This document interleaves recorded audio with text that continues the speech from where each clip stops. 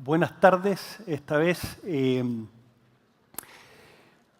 al igual que a la cirujano de trauma, cuando a mí me preguntaron qué tres cosas a nosotros como psiquiatras nos gustaría que los urgenciólogos supieran, se me generó un problema. Se me generó un problema.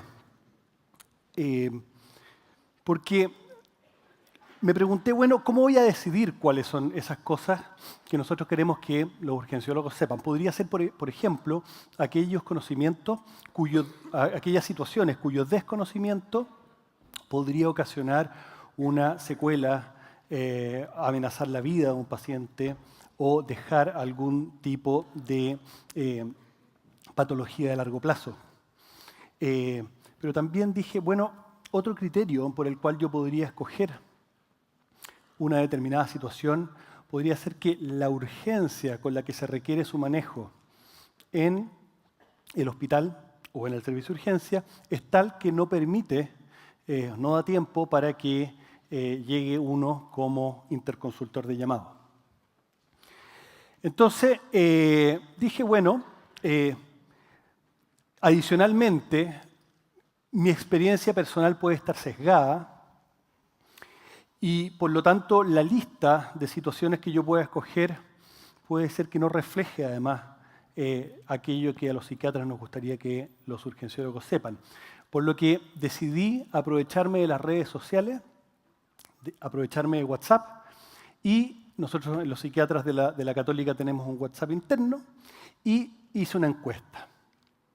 Y le pregunté a 50 psiquiatras egresados de psiquiatría de la Universidad Católica cuáles son las tres cosas que a ustedes les gustaría que un urgenciólogo sepa. Me contestaron 18, los más entusiastas. Y ustedes pueden ver en la pantalla, en proporción al tamaño, aquellas situaciones que más se repitieron entre las respuestas. ¿Sí? Por cierto, el manejo de la conducta suicida evidentemente fue un tema que salió por las consecuencias potenciales de un mal manejo. Pero también el manejo de la agitación y la violencia, un tema que además de ser potencialmente incluso letal, es una temática que no nos da mucho tiempo, al urgenciólogo no le da mucho tiempo para esperar que llegue el psiquiatra interconsultor. La aplicación de los primeros auxilios psicológicos, ya conversamos sobre eso. Detección del delirium, y me llamó la atención una cuestión importante que se repitió, es, mira, los urgenciólogos debieran saber que el paciente psiquiátrico también es un paciente. ¿Ah? Y bueno, esta es una queja, digamos, que tiene que ver con que muchos psiquiatras a veces sentimos que nuestros pacientes son un poco desatendidos, o cuando llegan con algún tipo de queja física, rápidamente esa queja física es atribuida a un problema de salud mental que requiere una evaluación por psiquiatra. Y la verdad es que sabemos que los pacientes psiquiátricos en realidad tienen una alta comorbilidad médica y una esperanza de vida, de hecho, más corta que la población general. Cuando vi esta lista de problemas que me enviaron mis colegas, traté de identificar cuáles eran los criterios que habían ocupado ellos para seleccionarla. Y los criterios son los siguientes. Además de los que yo ya les había seleccionado y que a mí se me habían ocurrido, su desconocimiento puede ocasionar o agravar problemas físicos o psíquicos, incluyendo la muerte. Su desconocimiento, o sea, su manejo no puede esperar a ser suplido por un interconsultor de llamada. Surgieron tres argumentos más. Un mal manejo por desconocimiento podría afectar los derechos de los pacientes. Un mal manejo por desconocimiento deteriora gravemente la calidad global de la atención de salud. Y, finalmente, una interconsulta podría ser innecesaria y deteriorar por eso mismo la calidad de la atención y encarecer los precios. Al identificar cuáles eran los criterios que más se repetían, en rojo pueden ver ustedes cuáles creo yo que son los tres problemas que a mí me gustaría que en una urgencia los urgenciólogos puedan manejar bien. Manejo de la conducta suicida o de la conducta autoagresiva, manejo de la agitación y de la violencia y detección del delirium.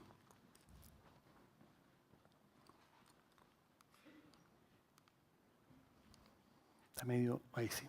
¿Por qué manejo de la conducta de autoagresión? Ustedes saben perfectamente bien, no voy a saber estadísticas porque no los voy a convencer de lo frecuente que son las consultas por autoagresiones en los servicios de urgencia.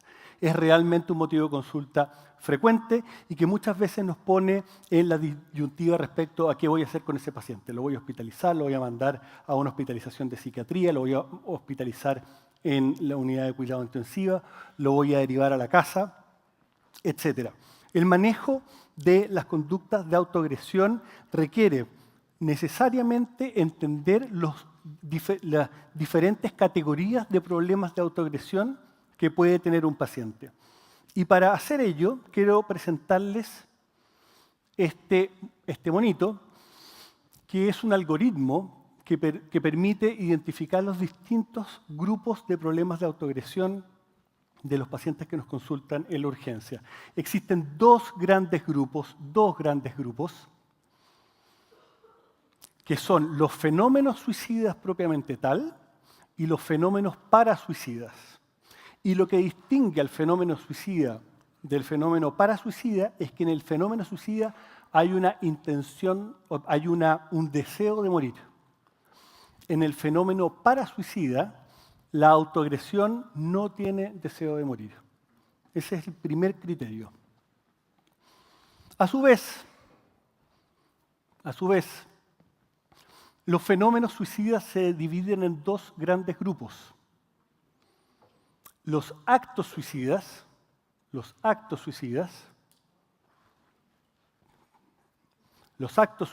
donde la persona ocupa sus músculos para intencionar su muerte, y las ideaciones suicidas, donde la idea de la muerte intencional está en la cabeza rondando. Dentro de los actos suicidas podemos identificar la preparación. La persona mandó WhatsApp, dejó en Facebook una carta de despedida y fue encontrada con unos medicamentos en el Cerro Santa Lucía. Un amigo lo encontró y se lo llevó. Eso fue una preparación suicida.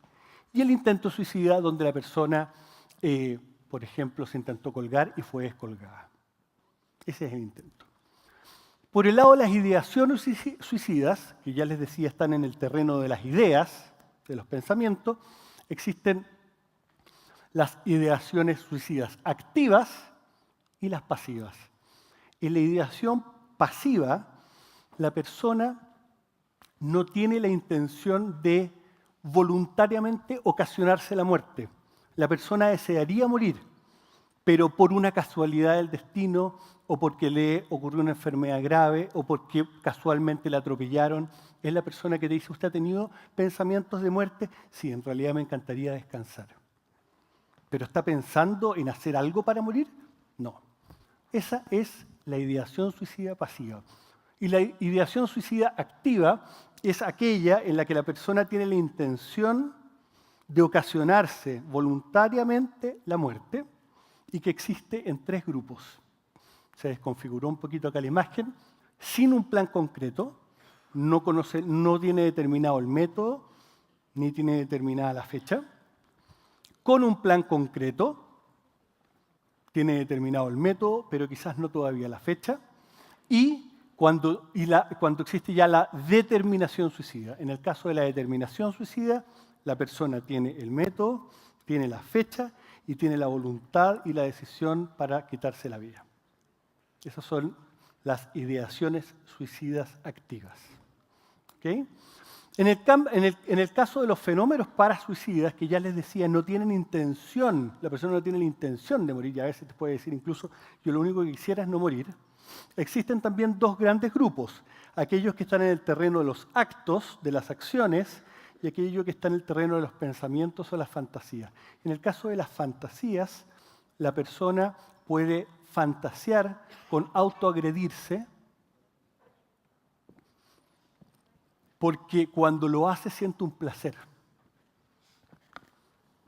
Y en el caso de las acciones, existen las autoagresiones ansiolíticas, que es lo que típicamente vemos en los servicios de urgencia cuando tenemos una chiquilla que se hace cortes en los brazos. Ustedes se preguntarán por qué una adolescente se hace cortes en los brazos. Bueno, lo hace porque la persona cuando se corta se ha visto que libera endorfina, opioides endógenos, y esa liberación de opioides endógenos produce un alivio emocional, y la persona literalmente describe ese alivio emocional es mejor que el dolor físico que me ocasiona el corte. ¿Ya? Y las llamadas de autoagresión, las llamadas de atención, que se clasifican a su vez en dos grupos, los gestos. La persona se tomó 4 Rabotril, sabía perfectamente que no se iba a morir y no tenía la intención de morir, pero quería llamar la atención. Y las amenazas. La persona, por WhatsApp, por redes sociales, avisa a todo el mundo que se va a suicidar, aunque ya sabe que no lo va a hacer, quiere llamar la atención. Estos límites que acá se ven bastante claritos, en la realidad no siempre son tan claros. Pero existen 3 situaciones en las cuales la derivación a hospitalización psiquiátrica es perentoria. Y la verdad es que no es necesario esperar la derivación del psiquiatra mismo. Cuando ha habido un acto suicida, ya sea una preparación, la persona fue pillada en el Cerro Santa Lucía, cuando hubo un intento franco o cuando existe una determinación suicida. La persona te dice que se quiere matar con tal método en tal fecha. En todo eso no es necesario llamar al psiquiatra. Ustedes pueden hacer la derivación inmediata, hospitalización. En todos los otros, si se fijan, está entre paréntesis. Y está entre paréntesis porque la decisión de hospitalización va a requerir una evaluación psiquiátrica que busca fundamentalmente determinar si es posible montar en la casa un escenario de protección o cuidado que asegure una mínima tranquilidad a todos. Si hay un familiar, un adulto responsable que pueda cuidar a la persona 24/7, si esa persona va a estar en condiciones de pedir ayuda en caso de que sea necesario, si va a tener transporte para llevar a la persona, entre otras condiciones. Estando esas condiciones presentes, estamos en un terreno donde caso a caso uno podría eventualmente derivar a la persona a la casa, pero les repito, esa evaluación va a requerir una evaluación psiquiátrica, una interconsulta. Segundo grupo, manejo de la agitación y la violencia. Los médicos de urgencia, junto con los psiquiatras, somos los especialistas que somos más víctimas de agresión por pacientes o familiares. Eso ustedes lo saben bien. El personal de la urgencia es muy, muy, muy afectado por agresiones. Y esas agresiones pueden ser consecuencia de las enfermedades mismas del paciente o no. Acá les voy a mostrar un algoritmo de UpToDate que muestra la estrategia de abordaje de un paciente donde yo sospecho puede haber una agresión. ¿Ya? ¿Cómo me doy cuenta que existe un riesgo de agresión en un paciente? Bueno, típicamente el paciente puede ser un paciente psicótico o un paciente intoxicado o un paciente con una manía, un paciente maníaco en el contexto de un trastorno bipolar, es un paciente potencialmente agresivo ya de por sí, por la enfermedad. Además me puedo dar cuenta sin saber la enfermedad que tiene o el cuadro por su actitud. Es una persona que camina en una actitud hostil, con una mirada amenazante, puños cerrados, y muchas veces los familiares, si el paciente llega con los familiares, te van a adelantar que el paciente está muy irritable, no está cooperador. Lo trajeron a veces en contra de su voluntad.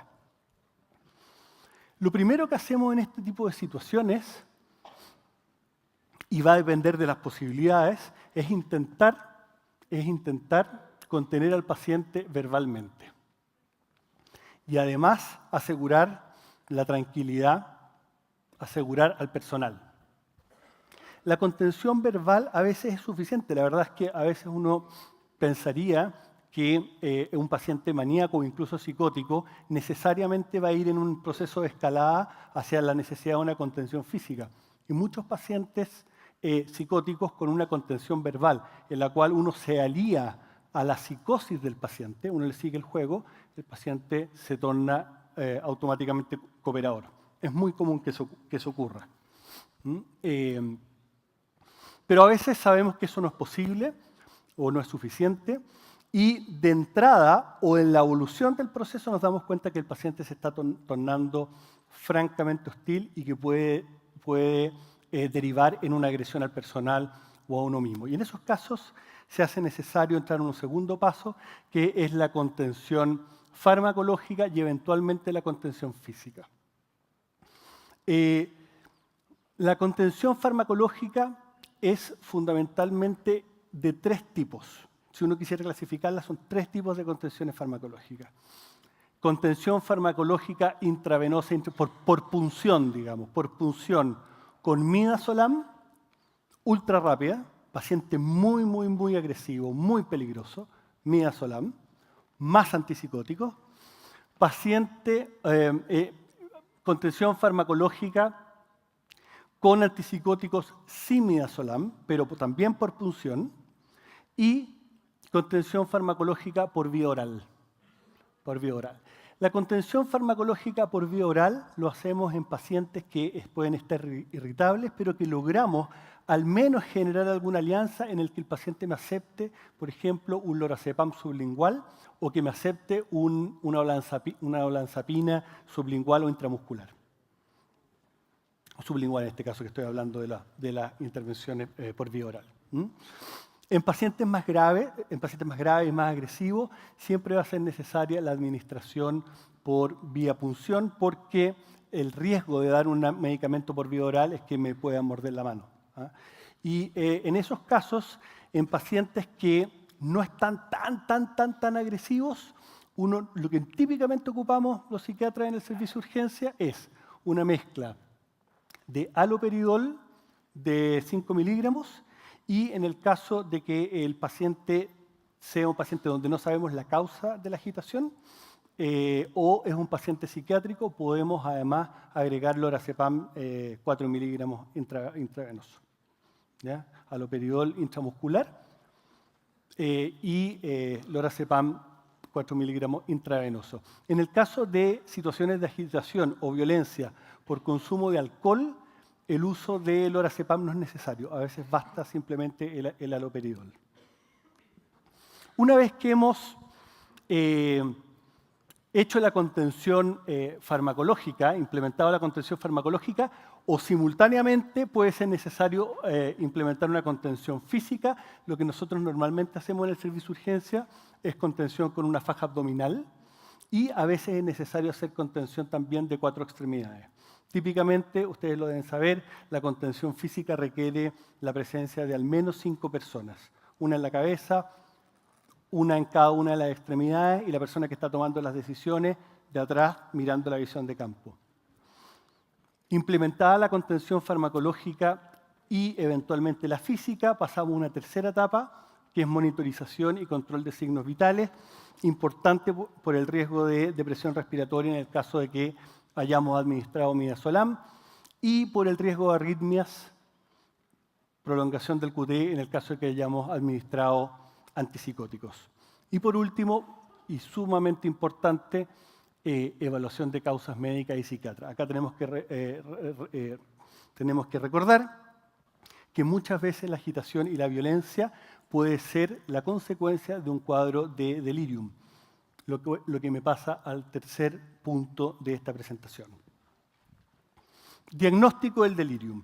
El diagnóstico del delirium es una de las preocupaciones que me transmitieron los psiquiatras de la Católica, porque muchas veces se encuentran en la interconsulta del servicio de urgencia con pacientes que aparentaban tener un problema de salud mental y en realidad lo que hay detrás es un problema médico que está expresándose a través de un delirium. Acá tienen ustedes algunas evidencias al respecto.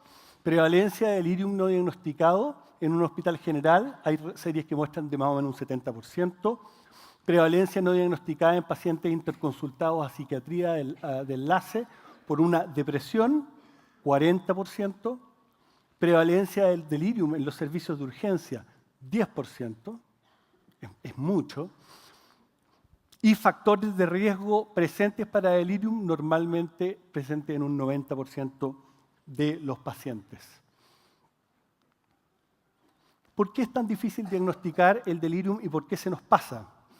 La principal razón es que los pacientes con delirium muchas veces atraen la atención fundamentalmente por conductas que no son lo nuclear del delirium y que nos llevan a un atajo a pensar en que tienen un problema de salud mental. Los pacientes con delirium muchas veces, pero esto les pongo acá que es accesorio porque no es indispensable que esté pasado el diagnóstico, pero muchas veces tienen afectividad alterada, están en un estado de ánimo exaltado o están en un estado de ánimo depresivo. Esto es por una depresión. Esto es por una manía. Llamemos al psiquiatra. Tienen alteraciones de la percepción, pueden estar con ideas delirantes o pueden estar con alucinaciones visuales, auditivas. Esto es una esquizofrenia, esto es una psicosis, llamemos al psiquiatra. Pueden tener alteraciones psicomotoras, pueden estar en un estado de agitación o de inhibición psicomotora. Alteraciones del sistema nervioso, un aumento de la actividad del sistema nervioso simpático, inversión del ciclo de sueño-vigilia y muchas veces creemos que es indispensable para pensar en delirium que la persona sea muy vieja, muy joven y muy enferma, y la verdad es que hay pacientes que no cumplen esas condiciones y que pueden tener un delirium. Lo nuclear del delirium pasa más desapercibido, hay que ir a buscarlo y por eso es que se pasa. Una alteración en la atención de instalación rápida y curso fluctuante, una alteración en la cognición, puede ser una alteración en la orientación, en la memoria, en el pensamiento, hay que ir a buscarlo, no se ve de manera tan elocuente. Y la evidencia de que hay una causa médica o una toxicidad o la privación de una sustancia muchas veces tampoco es tan evidente. Moraleja, para ir cerrando, moraleja. Antes de llamar al psiquiatra, siempre evalúe orientación, pregunte la ubicación, dónde se encuentra, en qué piso, identificación de familiares, quién es ella, quién es él, fecha, qué año estamos, qué mes, qué día de la semana, evalúe atención, inversión de series, sustracción de dígitos, existen varias maneras de hacerlo, no le va a tomar más de un minuto. Si está alterado, manejo ambiental, anteojos, auriculares, reloj, luz, traer personas conocidas en el servicio, alrededor de la cama, personas conocidas, trate de retirar las correas porque la sujeción aumenta el riesgo y, por supuesto, busque y maneje las causas subyacentes. Un bonus track, cosas que no son urgencias psiquiátricas, esto me lo pasaron mis colegas. Síndrome conversivo, pseudocrisis convulsivas, trastornos de la personalidad que están reclamando, trastornos facticios, simulaciones, todo ello no es urgencia psiquiátrica, Teríolo control ambulatorio, encantado lo vamos a ver ahí. Muchas gracias.